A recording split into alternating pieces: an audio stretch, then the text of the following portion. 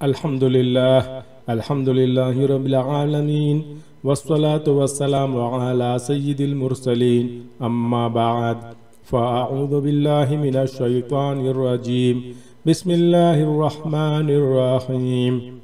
अस्सलामु अलैकुम व रहमतुल्लाहि व बरकातुहू। नाज़रीन, आज हम यहाँ पढ़ेंगे ज़ोहर की सुन्नतों की फजीलत से मुताल्लिक़ कुछ अहादीस मुबारका।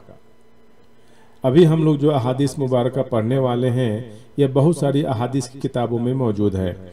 इसके लिए आप मिशकातुल मसाबीह देख सकते हैं, किताबुस सलाह, हदीस नंबर 1167, 1168, 1169, 1170 आप देख सकते हैं। सही है, रवाहु अहमद व तिरमिजी व अबू दाऊद व निसाई व इब्न माजा। ये जितने भी तफसीलात हैं मैं नीचे डिस्क्रिप्शन में दे दूंगा, अगर आप पढ़ना चाहें तो दूसरी किताबों का मुताला कर सकते हैं। फिलहाल में अभी हम लोग सिर्फ यहाँ पर एक अहादीस पढ़ेंगे सुनन इब्न माजा से। बाब नंबर 108, ज़ोहर की फ़र्ज़ों से पहले 4 रकात और बाद में भी 4 रकात सुन्नत पढ़ने का बयान।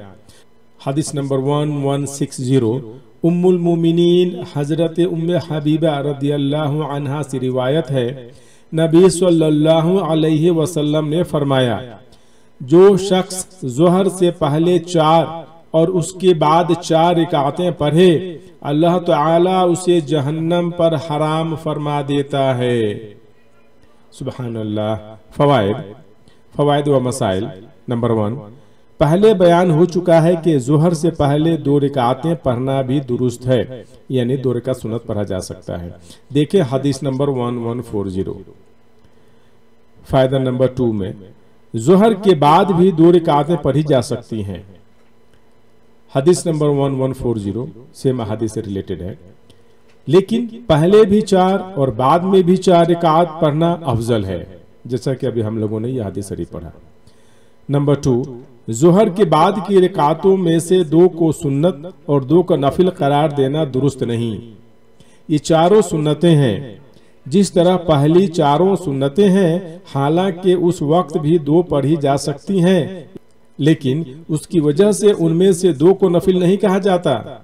नंबर 3, जहन्नम पर हराम होने का मतलब यह है कि वह शख्स जन्नत में चला जाएगा, ख्वाह अल्लाह ताला उसके गुनाह वैसे ही माफ करके उसे जन्नत में दाखिल कर दे, या थोड़ी सी सजा देकर फिर जहन्नम से नजात देकर जन्नत में दाखिल कर दे इंशाअल्लाह।